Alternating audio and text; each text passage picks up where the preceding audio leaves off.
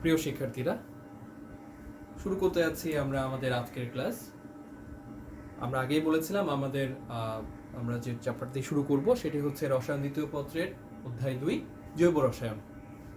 তো এই চ্যাপ্টারটি আসলে কয়েকটা সেগমেন্টে ভাগ করে করে পড়তে হয়। এখানে অনেকগুলো বিষয় আমাদেরকে পড়তে হবে। তো তার মধ্যে সবার প্রথমে আমরা যেটা পড়ব সেটা হচ্ছে জৈব রসায়নের সূচনা। তো জৈব রসায়নের সূচনা বলতে আমরা কি দেখি? আমরা জৈব রসায়নটা কিভাবে আসলো এবং জৈব যৌগগুলো কিভাবে আসলো সেই জিনিসগুলো নিয়ে আমরা একটু আলোচনা করব। তো সবার আগে আমরা যেটা দেখব সেটা হচ্ছে জৈব রসায়ন বলতে আমরা আসলে কি বুঝি। আমরা আসলে জৈব রসায়ন বলতে যেটা বুঝি, কার্বন শিকল দ্বারা গঠিত বিভিন্ন যৌগের যে রসায়ন, তার মানে কার্বন দিয়ে যে যৌগগুলো তৈরি হয় তাদের রসায়নটাকে আমরা বলছি জৈব রসায়ন। অপরভাবে আমরা বলতে পারি রসায়নবিদ্যার যে শাখায় হাইড্রোকার্বন এবং হাইড্রোকার্বনের বিভিন্ন জাতক নিয়ে আলোচনা করা হয়। হাইড্রোকার্বন বলতে আমরা যেটা বুঝি, কার্বন এবং হাইড্রোজেন দ্বারা গঠিত যৌগগুলোকে বলা হয় হাইড্রোকার্বন। আর হাইড্রোকার্বনের জাতক বলতে আমরা যেটা বুঝি, কার্বন এবং হাইড্রোজেন থেকে উদ্ভূত বা তৈরি হওয়া যে যৌগগুলো সেগুলো হচ্ছে হাইড্রোকার্বন জাতক। তাহলে এইসব হাইড্রোকার্বন এবং হাইড্রোকার্বন থেকে যে যৌগগুলো তৈরি হচ্ছে এগুলো নিয়ে আমরা রসায়নের যে শাখায় আলোচনা করছি তাকে বলা হচ্ছে জৈব রসায়ন। একটু মনে রাখতে হবে, অজৈব যৌগগুলো আর জৈব যৌগগুলোর মধ্যে কিন্তু ভাগ আছে। কারণ জৈব রসায়ন আলোচনা করে সব জৈব যৌগগুলো নিয়ে, আর অজৈব রসায়ন আলোচনা করে অজৈব যৌগগুলো নিয়ে। তাহলে এটা হচ্ছে রসায়নের সম্পূর্ণ একটা ভিন্ন সেগমেন্ট, যেখানে আমরা পড়ব বিভিন্ন জৈব যৌগগুলো নিয়ে, এবং এটাকে বলা হচ্ছে জৈব রসায়ন। জৈব যৌগগুলো কি আমরা আগেই বলেছি, জৈব যৌগ হচ্ছে কার্বন এবং হাইড্রোজেন দ্বারা গঠিত যৌগ। নাম দেখে বুঝতে পারছি এটাকে বলা হচ্ছে হাইড্রোকার্বন, এবং এদের থেকে যে যৌগগুলো তৈরি হয় যাদেরকে আমরা বলছি হাইড্রোকার্বনের জাতক, তাদেরকে একসাথে বলা হচ্ছে জৈব যৌগ।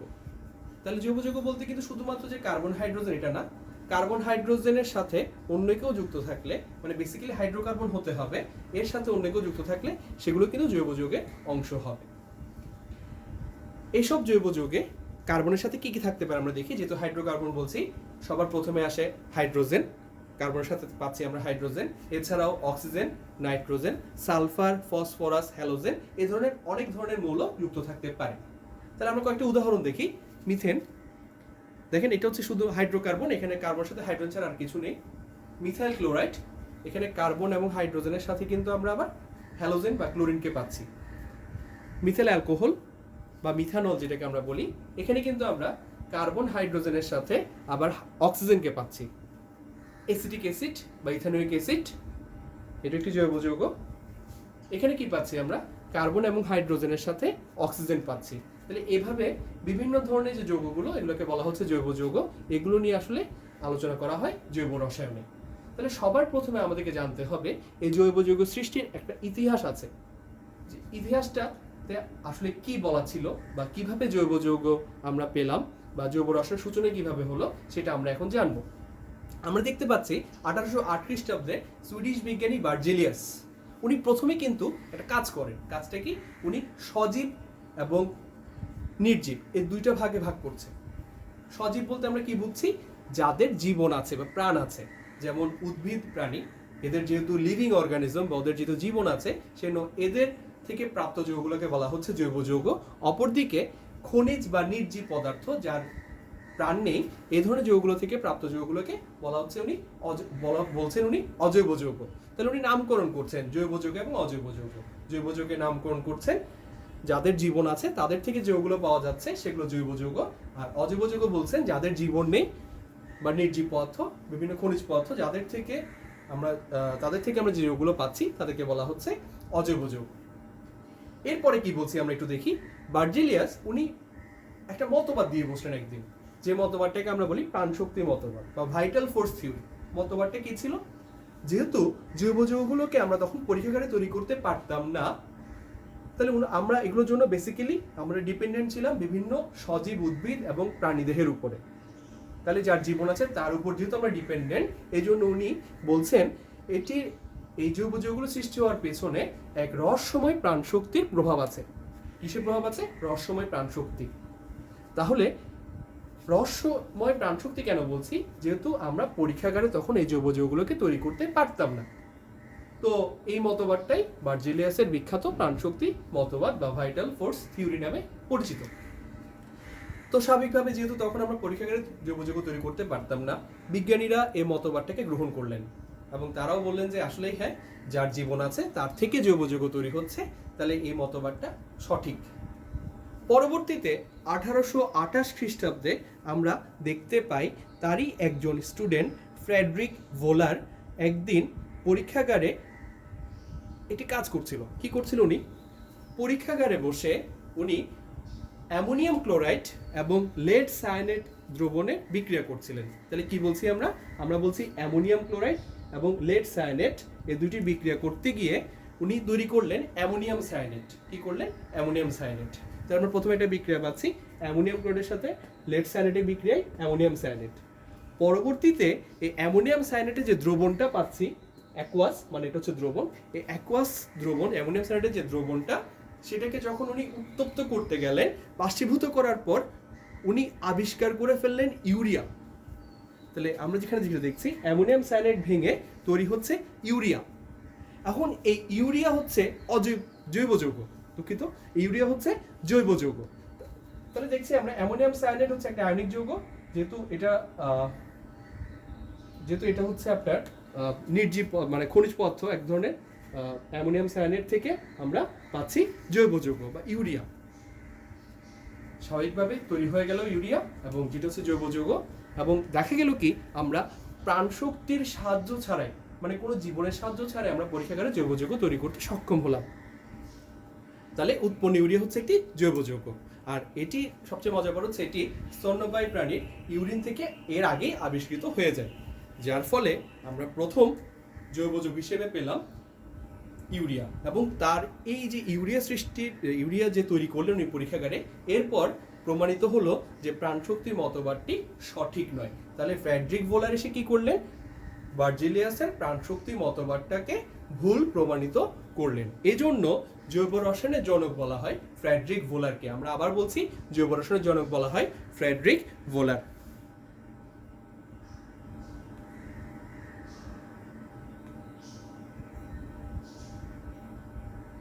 এরপর আমরা দেখতে পাচ্ছি এই জৈব যৌগগুলো বেসিক্যালি কিসের যৌগ, এগুলো আমাদের একটু জানতে হবে। কারণ এখানে অনেকগুলো বেসিক আছে, এই বেসিকগুলো যদি আমাদের জানা থাকে আমাদের পরবর্তী ধাপগুলো বুঝতে সুবিধা হবে। আমরা বলছি জৈব যৌগগুলো বেসিক্যালি হচ্ছে কার্বনের যৌগ। এবং কেন অসংখ্য জৈব যৌগ কার্বন দ্বারা তৈরি হচ্ছে, এর পেছনে কিছু কারণ আছে। যদিও আমরা বলি যে জৈব যৌগগুলো যার জীবন আছে তার শরীরে তৈরি হয়, কিন্তু বেশিরভাগ জৈব যৌগ কিন্তু রসায়নবিদরা তাদের পরীক্ষাগারে তৈরি করেছেন। তাহলে দেখা যাচ্ছে যে শুধুমাত্র প্রাণ থাকলে যে জৈব যৌগ তৈরি হবে এমন কোনো ব্যাপার না, আমরা এ ধরনের জৈব যৌগগুলো পরীক্ষাগারেও তৈরি করতে পারি। তো জৈব যৌগের সংখ্যা কত, প্রশ্নটা আসে। জৈব যৌগের সংখ্যা প্রকৃতিতে অনেক বেশি, অনেক নিউমেরাস, প্রচুর পরিমাণে প্রকৃতিতে আমরা জৈব যৌগ দেখি এবং সেই জৈব যৌগের সংখ্যা প্রায় 80 লক্ষের বেশি। তাহলে চিন্তা করে দেখেন, 80 লক্ষের বেশি আমরা জৈব যৌগ প্রকৃতিতে পাচ্ছি। অপরদিকে আমরা অজৈব যৌগ পাচ্ছি প্রকৃতিতে 1 লক্ষের মতো। তাহলে জৈব যৌগের সংখ্যা প্রকৃতিতে অনেক বেশি, অজৈব যৌগের তুলনায় জৈব যৌগের সংখ্যা প্রকৃতিতে অনেক বেশি। এখন প্রশ্ন হচ্ছে, এই জৈব যৌগ সংখ্যাধিক্য বা কার্বন মৌল কেন অধিক সংখ্যক যৌগ তৈরি করতে পারে, জৈব যৌগ তৈরি করতে পারে? এর পেছনে কিছু কারণ আছে, এগুলো আমরা একটু বিশ্লেষণ করব। সবার প্রথমে হচ্ছে কার্বন একটা ধর্ম আছে, সেই ধর্মটাকে বলা হচ্ছে ক্যাটিনেশন ধর্ম। দ্বিতীয় হিসেবে বলা হচ্ছে জৈব যৌগের ধর্ম আছে সমানুতা ধর্ম। তৃতীয় হিসেবে বলা হচ্ছে জৈব যৌগগুলোর পলিমারকরণ একটা বিক্রিয়া দেওয়ার একটা ভূমিকা আছে। আরেকটা হচ্ছে কার্বনের তড়িৎ ঋণাত্মকতা এবং বন্ধন শক্তি। তাহলে এই 4টা বিষয় যদি আমরা আলোচনা করি, সেক্ষেত্রে আমরা বুঝতে পারবো কেন প্রকৃতিতে জৈব যৌগের সংখ্যা অনেক বেশি। তার মানে প্রকৃতিতে কেন কার্বন দ্বারা সৃষ্ট যৌগের সংখ্যা অনেক বেশি। তাহলে সবার প্রথমে আমরা যেটা দেখছি ক্যাটিনেশন। ক্যাটিনেশন কি? কার্বনগুলো একে অপরের সাথে যুক্ত হতে পারে। কিভাবে যুক্ত হয়? বিভিন্ন দৈর্ঘ্যে কার্বনগুলো কিন্তু একে অপরের সাথে বিভিন্ন দৈর্ঘ্যে শিকল তৈরি করতে পারে। আপনি চাইলে একটা কার্বন দিয়েও জৈব যৌগ তৈরি করতে পারেন, দুইটা দিয়ে তৈরি করতে পারেন, তিনটা দিয়ে তৈরি করতে পারেন, চারটা দিয়ে তৈরি করতে পারেন। তাহলে এই যে অসংখ্য কার্বন পরমাণু একে অপরের সাথে যুক্ত হয়ে ছোট বড় বিভিন্ন আকার এবং আকৃতির দীর্ঘ শিকল বা বলয় তৈরি করতে পারে, এই ক্ষমতাটাকে বলা হচ্ছে কার্বনের ক্যাটেনেশন। তাহলে দেখছি আমরা কার্বন কিন্তু একে অপরের সাথে যুক্ত হয়ে বিভিন্ন আকার এবং আকৃতির শিকল বা বলয় তৈরি করতে পারে। তাহলে এই ক্যাটেনেশন ওয়ার্ডটা কোথেকে আসছে আমরা একটু দেখি। ল্যাটিন ওয়ার্ড ক্যাটেনা, যার শব্দ অর্থ হচ্ছে শিকল, এখান থেকে কিন্তু ক্যাটেনেশন ওয়ার্ডটা আসছে। আবার বলছি, ল্যাটিন ওয়ার্ড ক্যাটেনা থেকে এই ক্যাটেনেশন কথাটা এসছে, আর এই ক্যাটেনা শব্দের অর্থ হচ্ছে শিকল। তাহলে কার্বনের ক্যাটেনেশন বলতে আমরা যেটা বুঝবো সেটা হচ্ছে কার্বনের শিকল। এখন প্রশ্ন হচ্ছে, জৈব যৌগ গঠনকালে কার্বনগুলো কি ধরনের সংকরণ দ্বারা একে অপরের সাথে যুক্ত হতে পারে। তাহলে আমরা জানি কার্বন কিন্তু একই সাথে sp3, sp2 এবং sp এই তিন ধরনের সংকরণ দিয়ে তাদের যৌগ তৈরি করতে পারে। যেমন আমরা যদি sp3 দিয়ে দেখি, তাহলে আমরা আগেই পড়েছিলাম এগুলো, মিথেন CH4 এটা হচ্ছে sp3 সংকরণ। আমরা যদি ইথিন পড়ি CH2CH2 এটা হচ্ছে sp2 সংকরণ। আমরা যদি ইথিন পড়ি ট্রিপল বন্ড কার্বন কার্বন, তাহলে এখানে আমরা যেটা পাচ্ছি এটা হচ্ছে sp সংকরণ। তাহলে sp3 সংকরণ হচ্ছে মিথেন, sp2 হচ্ছে ইথিন, আর sp সংকরণ হচ্ছে ইথাইন। তাহলে এভাবে বিভিন্ন ধরনের সংকরণ কিন্তু কার্বন একে অপরের সাথে তৈরি করতে পারছে। এখন প্রশ্ন হচ্ছে, আমরা সম্পৃক্ত কাদেরকে বলবো, অসম্পৃক্ত কাদেরকে বলবো। সম্পৃক্ত বলতে আমরা বলবো যাদের মধ্যে একক বন্ধন। তাহলে যেসব কার্বনগুলো তাদের মধ্যে শুধু একক বন্ধন থাকবে, আর একক বন্ধন বলতে বেসিক্যালি আমরা বুঝি সিগমা বন্ধন। আমরা কি বুঝি? সিগমা বন্ধন। তাহলে শুধুমাত্র সিগমা বন্ধন থাকলে তাকে আমরা বলবো সম্পৃক্ত, আর কোনো কারণে যদি পাই বন্ধনের উপস্থিতি থাকে তখন আমরা সেটাকে বলবো অসম্পৃক্ত। তাহলে সেক্ষেত্রে আমরা দেখছি sp3 সে তৈরি করবে সবসময় একক বন্ধন, সে সবসময় হবে সম্পৃক্ত, কিন্তু sp2 এবং sp এই দুইটা সবসময় তৈরি করবে অসম্পৃক্ত। তাহলে কেন অসম্পৃক্ত বলছি? এখানে অবশ্যই কিসের উপস্থিতি আছে? পাই বন্ধনের উপস্থিতি আছে, যার কারণে এরা হচ্ছে অসম্পৃক্ত, কিন্তু এখানে কোনো পাইয়ের উপস্থিতি নেই, এখানে আছে শুধুমাত্র সিগমা, যার কারণে আমরা এটাকে বলছি সম্পৃক্ত। তাহলে কার্বন যে এভাবে স্বপরমাণু যুক্ত হয়ে যে তারা যে বিভিন্ন দৈর্ঘ্যের শিকল তৈরি করতে পারছে, এটাকে বলা হচ্ছে ক্যাটেনেশন ধর্ম, এবং এটার কারণে প্রকৃতিতে জৈব যৌগের সংখ্যা অনেক বেশি, কারণ তারা বিভিন্ন দৈর্ঘ্যের শিকল এভাবে তৈরি করতে পারে। এরপরে যদি আমরা দেখি, এই যে আমরা এখানে দেখছি কার্বনের কিছু শিকল বা বলয়, এটা হচ্ছে একক বন্ধন, এটা হচ্ছে সম্পৃক্ত, এটাও সম্পৃক্ত, শাখা আছে একটা, শিকলের সাথে একটা শাখা আছে, এটা হচ্ছে বলয় মানে সাইক্লিক যৌগ, এটা হচ্ছে বদ্ধ শিকল, এটা একটা বদ্ধ শিকল, সাইক্লিক যৌগ। তাহলে আমরা বদ্ধ আর মুক্তকে কিভাবে বুঝবো? যাদের প্রান্তীয় কার্বন পরমাণু থাকবে, দেখছি আমরা এখানে প্রান্ত আছে দুটো, তাহলে যেহেতু প্রান্ত আছে তাহলে এগুলোকে আমরা বলবো মুক্ত শিকল, কিন্তু এরা হচ্ছে বদ্ধ সাইক্লো, তারা এখানে শিকলের মাধ্যমে বদ্ধ হয়ে গেছে, যার কারণে এদের কোনো প্রান্ত খুঁজে পাওয়া যাচ্ছে না। তাহলে এদেরকে আমরা বলছি মুক্ত, এদেরকে বলছি বদ্ধ। আরেকটু ভালো করে যদি আমি ক্লিয়ার করতে যাই, তাহলে যদি দেখছি আমি যদি এটাকে 1 নম্বর কার্বন দিই, এটা 2, এটা 3, তাহলে আমরা দুইটা প্রান্ত পাচ্ছি 1 2 3, এটাকে নাম্বারিং করি 1 2 3 4। শাখা কিন্তু আমরা নাম্বারিং মানে শাখাকে আমরা কোনো নাম্বার দিতে পারবো না, নাম্বারিং এর ক্ষেত্রে শাখাকে নাম্বার দেওয়া হয় না। তো এখানে আমরা যেটা দেখছি সাইক্লো যৌগ যেগুলো, এখানে কিন্তু আপনি এটাকে 1 দিবেন, এটাকে 2 দিবেন, এটাকে 3 দেন। আমরা চাইলে কিন্তু এটাকে আবার 1, এটাকে 2, এটাকে 3, আমরা চাইলে আবার এটাকে 1, এটাকে 2, এটাকে 3। তাহলে আমরা বিভিন্নভাবে নাম্বারিং করতে পারছি, এবং দেখা যাচ্ছে কি এখানে যেহেতু অনেকভাবে নাম্বারিং করা যায়, সেক্ষেত্রে আমরা দেখছি কোনোভাবে আমরা প্রান্তটা খুঁজে পাচ্ছি না এখানে, তো যার কারণে এটা যেহেতু বদ্ধ সেজন্য এটাকে বলা হচ্ছে বদ্ধ শিকল।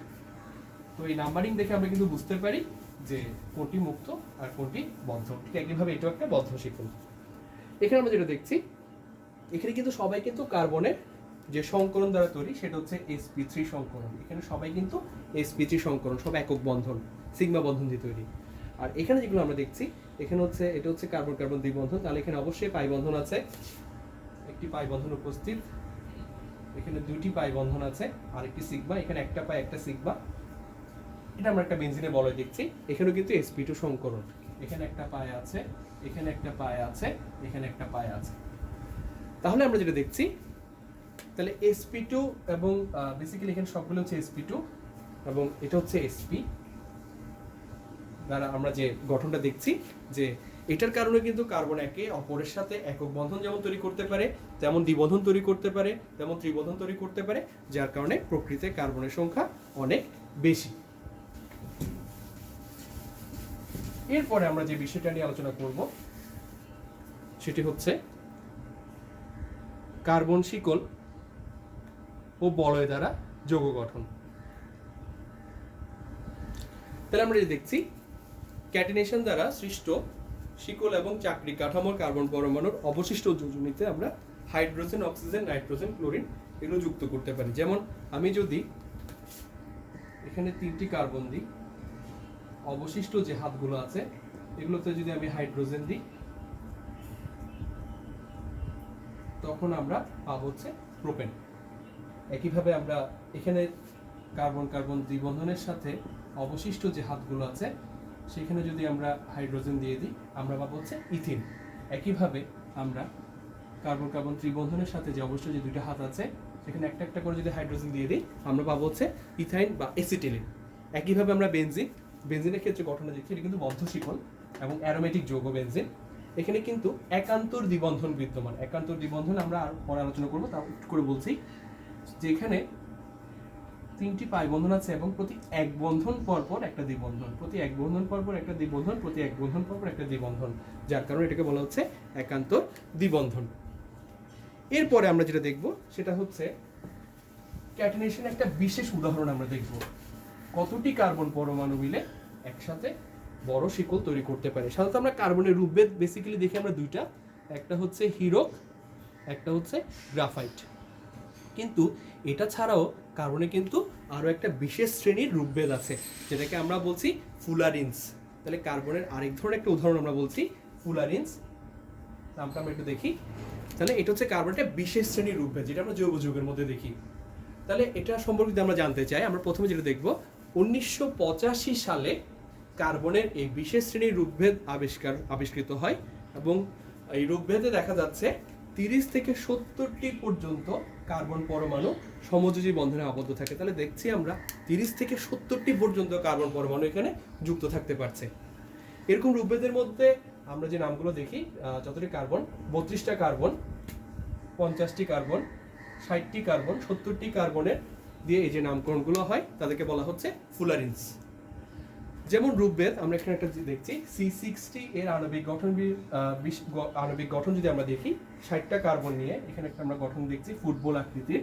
সেখান থেকে আসলে বেসিক্যালি আমরা দেখছি যে বিখ্যাত একজন স্থপতি বুকমিনস্টার ফুলার একজন স্থপতি, উনি কি বলছেন, উনি একটি ভূগোলক আকৃতির গম্বুজের মতো কার্বন 60টি কার্বন দিয়ে একটি গঠন আবিষ্কার করেন। তাহলে ফুটবলের মতো একটি গঠন আবিষ্কার করেন যেখানে মধ্যে হচ্ছে কার্বন সংখ্যা 60টি। তাহলে এই রূপভেদটাকে বলা হচ্ছে বুকমিনস্টার ফুলারিন বা বাকিবল বলছে। এই বিশেষ ফুলারিন মধ্যে দেখা যাচ্ছে 60টি কার্বন পরমাণু। কতটি কার্বন পরমাণু? 60টি কার্বন পরমাণু sp2 সংকরিত অবস্থায় পরস্পরের সাথে একক বন্ধন দ্বারা আবদ্ধ, যার গঠন হচ্ছে ফুটবলের মতো। তাহলে আমরা যেটা দেখছি, 60টি কার্বন পরমাণু এক ধরনের সংকরণ, সেটা হচ্ছে sp2 সংকরণ দ্বারা তারা কিন্তু একে অপরের সাথে আবদ্ধ, যার গঠন আকৃতি হচ্ছে ফুটবলের মতো। এরপর আমরা যেটা দেখছি, কার্বনিক ক্যাটিনেশনের সফলতার কিছু কারণ আছে, সে কারণগুলো আমরা যদি একটু ব্যাখ্যা করি, সেটি হচ্ছে কার্বনের এই ক্যাটিনেশন যে অনেক বেশি লম্বা শিকল তৈরি করতে পারে, এর পেছনে একটা কারণ হচ্ছে কার্বন কার্বন যে বন্ধন, সেই বন্ধনের শক্তিটার মান অনেক বেশি। তার মানে এই বন্ধন শক্তিটা, কার্বন কার্বন বন্ধন শক্তির মান অনেক বেশি হওয়ার কারণে দেখছি আমরা এখানে 347 কিলোজুল পার মোল, যা একই পর্যায়ের অন্যান্য মৌলের বন্ধন শক্তির তুলনায় অনেক বেশি। তাহলে আমরা যদি দ্বিতীয় পর্যায়ে বিবেচনা করি, দ্বিতীয় পর্যায়ের মধ্যে আমরা যেটা দেখছি কার্বনের সাথে আছে, কার্বনের পরবর্তী পর্যায়ে হচ্ছে নাইট্রোজেন।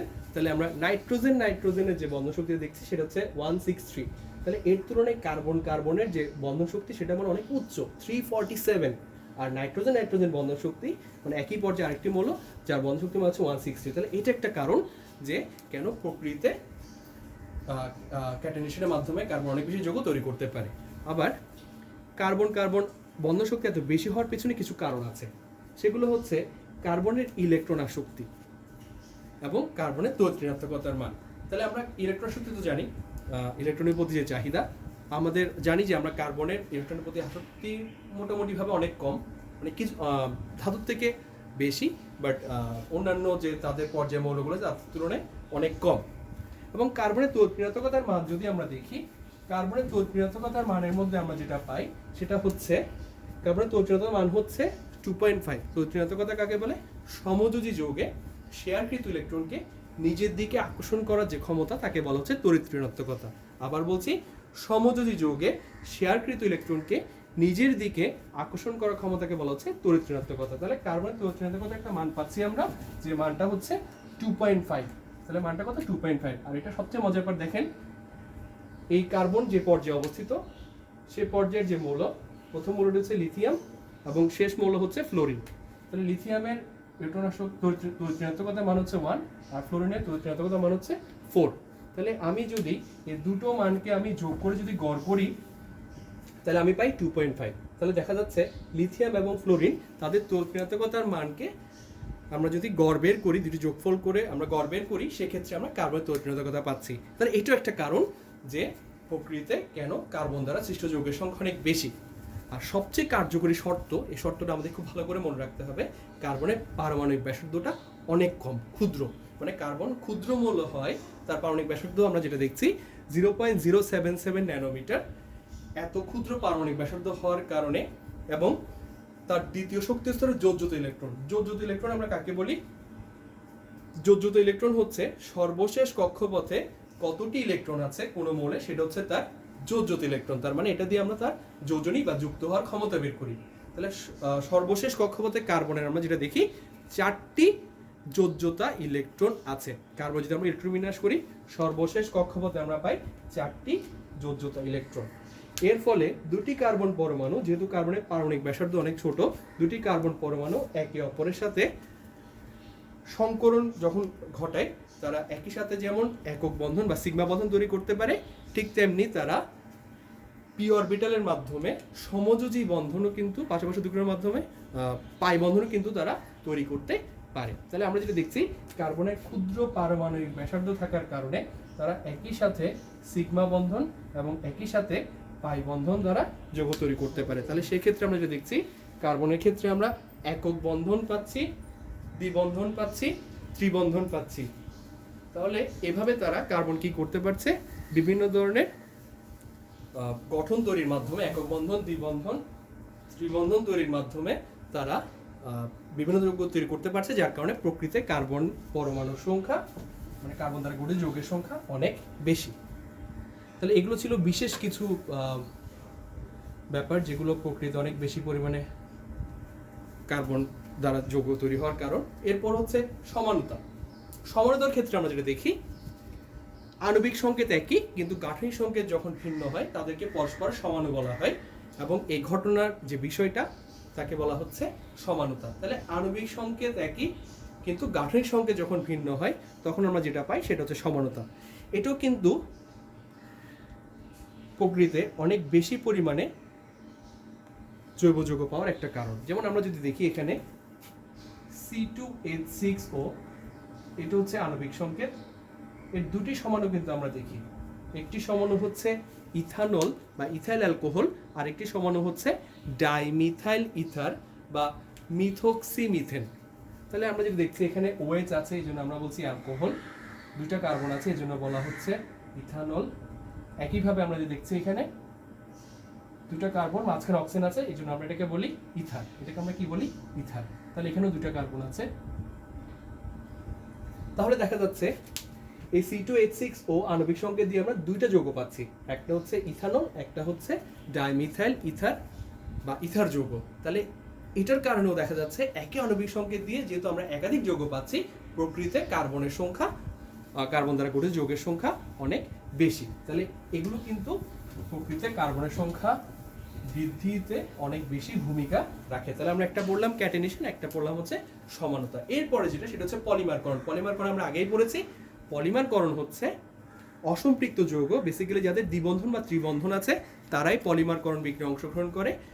অসম্পৃক্ত হাইড্রোকার্বন যারা আছে, যেমন এখানে আমরা যে দেখছি ইথিন, এই ধরনের যে যৌগ যাদের দ্বিবন্ধন বা ত্রিবন্ধন আছে, পাই বন্ধন আছে, তারা কিন্তু উচ্চ চাপে এবং প্রভাবকের উপস্থিতিতে তারা কিন্তু অনেকগুলো মনোমার, মনোমার বলতে আমরা যেটা বুঝি যে ক্ষুদ্র ক্ষুদ্র অণুগুলোকে আমরা বলছি মনোমার, এবং অনেকগুলো মনোমার একটা যুক্ত হয়ে যেটা তৈরি করে সেটাকে বলা হচ্ছে পলিমার। এখানে আমরা যেটা দেখছি, এখানে পলিমারকরণ বিক্রিয়ার মাধ্যমে ইথিন, অনেকগুলো ইথিন একসাথে যুক্ত হয়ে পলিথিন তৈরি করছে।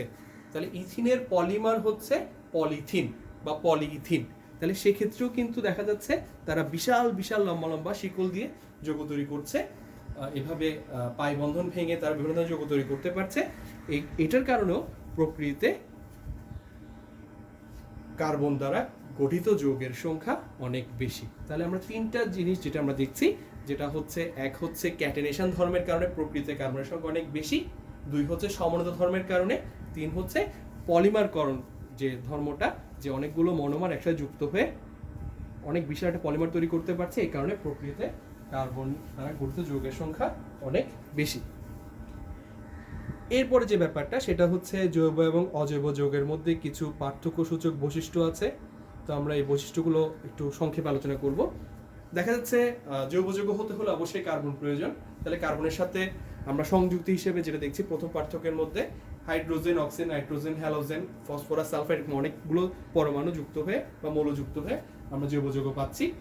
অপরদিকে অজৈব যৌগের ক্ষেত্রে যে কোনো, সেখানে যে কার্বন থাকতে এমন কোনো ব্যাপার না, কার্বন ছাড়া ভিন্ন যে কোনো যৌগ নিয়ে অজৈব যৌগ তৈরি হয়। তাহলে জৈব যৌগের ক্ষেত্রে অবশ্যই কি থাকতে হবে, কার্বন থাকতে হবে। এটা হচ্ছে একটা ইম্পর্টেন্ট ফ্যাক্টর জৈব যৌগের।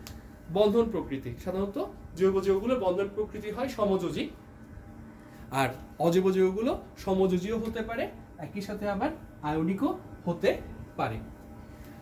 গড়নক স্ফুটনাঙ্ক, আমরা যে তৃতীয় পার্থক্যসূচক বৈশিষ্ট্য দেখছি, জৈব যৌগগুলো গড়নক স্ফুটনাঙ্ক সাধারণত কম হয়। সাধারণত আমরা যদি দেখি জৈব যৌগগুলো বেশিরভাগই দেখা যাচ্ছে 400 ডিগ্রি সেলসিয়াস বা 350 ডিগ্রি সেলসিয়াসের নিচে। যেমন আমরা এখানে দেখছি বেনজোইক অ্যাসিড, বেনজোইক অ্যাসিডের সংকেতটা যদি আমরা একটু দেখি, একটা বেনজিন বলয় থাকবে, এই বেনজিন বলয়ের সাথে যদি উপরে একটা কার্বক্সিল মূলক যুক্ত থাকে তখন এটাকে বলা হচ্ছে বেনজোইক অ্যাসিড। এই বেনজোইক অ্যাসিডের গলনাঙ্ক হচ্ছে 121 ডিগ্রি সেলসিয়াস। এবং মিথানল, মিথানল তো আমরা জানি মিথানল হচ্ছে CH3OH, এই মিথানলের স্ফুটনাঙ্ক হচ্ছে 65 ডিগ্রি সেলসিয়াস। কিন্তু অজৈব যৌগের ক্ষেত্রে আমরা যেটা দেখি, অজৈব যৌগগুলো গলনাঙ্ক স্ফুটনাঙ্ক অনেক বেশি, এবং অজৈব যৌগের গলনাঙ্ক সাধারণত 700 ডিগ্রি সেলসিয়াসের উপরে। তাহলে দেখছি আমরা প্রায় ডাবল হয়ে যাচ্ছে এখানে, 700 ডিগ্রি সেলসিয়াসের উপরে হচ্ছে অজৈব যৌগগুলোর গলনাঙ্ক স্ফুটনাঙ্ক। যেমন আমরা সোডিয়াম ক্লোরাইড দেখি, সোডিয়াম ক্লোরাইডের গলনাঙ্ক প্রায় 801 ডিগ্রি, যদি এখানে লেখা আছে 815, আমরা বেসিক্যালি আমরা জানি সোডিয়াম ক্লোরাইডের গলনাঙ্ক হচ্ছে 801 ডিগ্রি সেলসিয়াস। তাহলে সেক্ষেত্রে আমরা দেখছি জৈব যৌগগুলোর গলনাঙ্ক স্ফুটনাঙ্ক অনেক কম, সেই তুলনায় অজৈব যৌগগুলোর গলনাঙ্ক স্ফুটনাঙ্ক অনেক বেশি হয়। দ্রাব্যতার ক্ষেত্রে যদি আমরা দেখি, জৈব যৌগগুলো সাধারণত অপোলার ধর্মী হয়। অপোলার মানে তার কোনো পোলারিটি থাকবে না, তার মানে সাধারণত তার ক্ষেত্রে ধনাত্মক ঋণাত্মক প্রান্ত খুব কম থাকে, খুব কম জৈব যৌগেরই ধনাত্মক ঋণাত্মক প্রান্ত থাকে।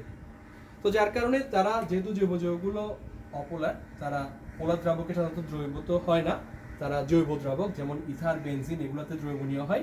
তবে এখানে একটা বিশেষ ব্যাপার আছে, সেটা হচ্ছে যদি কারো হাইড্রোক্সিল মূলক থাকে, যে এরকম হাইড্রোক্সিল মূলক থাকে, আমরা জানি হাইড্রোক্সিল মূলক থাকলে এখানে তড়িৎ ঋণাত্মকতার পার্থক্যের জন্য এখানে পোলারিটি সৃষ্টি হতে পারে। যেমন অ্যালকোহলগুলোতে হাইড্রোক্সিল মূলক থাকার কারণে এখানে প্লাস মাইনাস প্রান্ত সৃষ্টি হয়, যার কারণে এরা পানিতে দ্রবণীয় হতে পারে। অপরদিকে অজৈব যৌগগুলো বেসিক্যালি আয়নিক হওয়ার কারণে এরা জৈব দ্রাবকে অদ্রবণীয় হয় এবং পোলার দ্রাবকে দ্রবণীয় হয়। যেমন লবণকে যদি আমরা জৈব দ্রাবক যেমন বেনজিনে দিই, সে কখনোই দ্রবীভূত হতে পারবে না, কিন্তু তাকে যে পানিতে দেওয়া হয় পোলারিটি থাকার কারণে সে খুব দ্রুতই পানিতে দ্রবীভূত হয়ে যাবে। এরপরে আমরা যদি এদের দহন বিক্রিয়া দেখি, সাধারণত জৈব যৌগগুলো সবসময় দহন বিক্রিয়ায় অংশগ্রহণ করে। এবং এত বেশি দহন বিক্রিয়ায় অংশগ্রহণ করে যে ওদের ক্ষেত্রে কোনো অবশেষ পাওয়া যায় না। জৈব যৌগের ক্ষেত্রে আমরা যেটা দেখি, জৈব যৌগের দহনের পর আর কোনো অবশেষ থাকে না। যেমন দেখা যাচ্ছে মিথেন, এটি জৈব যৌগ, এটিকে দহন বিক্রিয়ার ফলে আমরা পাচ্ছি কার্বন ডাইঅক্সাইড এবং পানি। অপরদিকে অজৈব যৌগগুলো সাধারণত দহন বিক্রিয়ায় অংশগ্রহণ করলেও তারা সাধারণত জ্বলে না, তবে যদি তারা দহন বিক্রিয়ায় অংশগ্রহণ করে সেই ক্ষেত্রে আমরা যেটা দেখি যে তাদের ক্ষেত্রে অবশেষ থাকে। তাহলে জৈব যৌগের ক্ষেত্রে কোনো অবশেষ থাকবে না, কিন্তু অজৈব যৌগের ক্ষেত্রে অবশ্যই অবশেষ থাকবে। তড়িৎ পরিবাহিতা আগেই বলেছি, যেহেতু জৈব যৌগগুলোর মধ্যে ধনাত্মক ঋণাত্মক প্রান্ত খুব একটা থাকে না, বা খুব অল্প সংখ্যক জৈব যৌগ ধনাত্মক ঋণাত্মক প্রান্ত থাকে, যার কারণে জৈব যৌগগুলো গলিত বা দ্রবীভূত অবস্থায় কোনোভাবে আয়নিত হয় না বলে তারা বিদ্যুৎ পরিবাহী হয় না। তাহলে বিশুদ্ধ জৈব যৌগ যারা, তারা হচ্ছে বিদ্যুৎ অপরিবাহী। অপরদিকে অজৈব যৌগগুলোর ক্ষেত্রে আমরা যেটা দেখি, অজৈব যৌগগুলো কিন্তু পানিতে আয়নিত হয়, গলিত বা দ্রবীভূত অবস্থায় পানিতে কি হতে পারে, তড়িৎ বিশ্লেষিত হতে পারে, তারা আয়ন তৈরি করে। যেমন সোডিয়াম ক্লোরাইড, তারা কিন্তু পানিতে দেওয়া হয়, তারা Na+Cl- এ ভাগ হয়ে যাবে, তারা কিন্তু তড়িৎ বিশ্লেষিত হয়ে অ্যানোডে আমরা সোডিয়াম ধাতু পাবো, অ্যানোডে পাবো ক্লোরিন গ্যাস। তাহলে যেহেতু তারা তড়িৎ বিশ্লেষণ তাদেরকে করা যাচ্ছে, তার মানে তারা তাদের তড়িৎ পরিবাহিতা আছে। যৌগের সংখ্যা আগেই বলেছি, কার্বন যেহেতু অনেক ধরনের ধর্ম দেখায়, যেমন কার্বনের ক্যাটিনেশন ধর্ম আছে, জৈব যৌগের সমৃদ্ধ ধর্ম আছে, এই জন্য প্রায় জৈব যৌগের সংখ্যা 80 লক্ষের উপরে। তাহলে অনেক বেশি পরিমাণে জৈব যৌগ প্রকৃতিতে পাওয়া যায়। অপরদিকে অজৈব যৌগের সংখ্যা আমরা যেটা দেখছি 1 লক্ষেরও কম। তার মানে আমরা যদি সংখ্যার বিচার করি, জৈব যৌগ প্রকৃতিতে অনেক বেশি এবং অজৈব যৌগের সংখ্যা প্রকৃতিতে অনেক কম। এরপর যেটা আমরা দেখছি, খুব ইম্পর্টেন্ট একটা ফ্যাক্টর, সমগোত্রীয় শ্রেণী।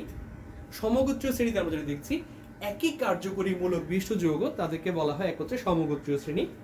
যেমন অ্যালকোহল, যেমন মিথানল, দেখেন এখানে একই কার্যকরী মূলক আছে, ইথানল, এখানে একই কার্যকরী মূলক আছে। তাহলে যেহেতু একই কার্যকরী মূলক বিশিষ্ট, তারা যেহেতু বিভিন্ন ধরনের কি করতে পারে, তারা বিভিন্ন একই কার্যকরী মূলক নিয়ে অনেকগুলো যৌগ তৈরি হচ্ছে, তাদেরকে আমরা বলছি সমগোত্রীয় শ্রেণী।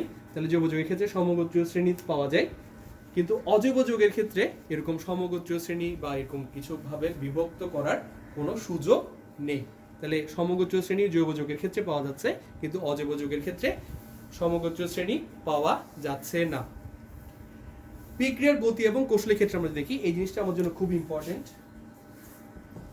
জৈব যৌগগুলোর বিক্রিয়ার ক্ষেত্রে কিন্তু সাধারণত জৈব যৌগগুলো খুব স্লো বিক্রিয়া অংশগ্রহণ করে, এবং তাদের কৌশল, এই কৌশলগুলো কিন্তু আমরা পড়বো সামনে, এই কৌশলগুলো কিন্তু জটিল। দেখেন এখানে বলা হচ্ছে কৌশলগুলো খুব জটিল, তারা বিভিন্ন মেকানিজম বা কৌশলের ক্রিয়া কৌশলের মাধ্যমে বিক্রিয়া অংশগ্রহণ করে, কিন্তু সেই তুলনায় অজৈব যৌগগুলোর ক্ষেত্রে কিন্তু সাধারণত আয়নিক যে বৈশিষ্ট্য বা আয়নিক প্রকৃতির মাধ্যমে তাদের কৌশলটা, তারা আয়নিক প্রকৃতিতে বিক্রিয়া অংশগ্রহণ করে এবং তারা জৈব যৌগের থেকে অনেক বেশি দ্রুত অংশগ্রহণ করে। তাহলে এই ছিল আমাদের আজকের প্রথম ক্লাসের কিছু টপিক।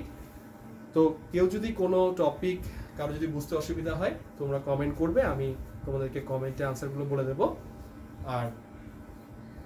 আর কিছু ধাপ আমরা, আর কিছু বেসিক জিনিস আমরা সামনে আলোচনা করব, যেমন সমগোত্রীয় শ্রেণী, কার্যকরীমূলক, তারপর হচ্ছে জৈব যৌগের শ্রেণী বিভাগ, এগুলো আমরা নেক্সট পার্টে আলোচনা করব। তো আগে তোমরা এটা একটু পড়ে ভালো করে বোঝার চেষ্টা করো, আর যদি কোনো সমস্যা থাকে তাহলে অবশ্যই কমেন্ট করে জানাবে। অসংখ্য ধন্যবাদ ক্লাসটি মনোযোগ সহকারে করার জন্য।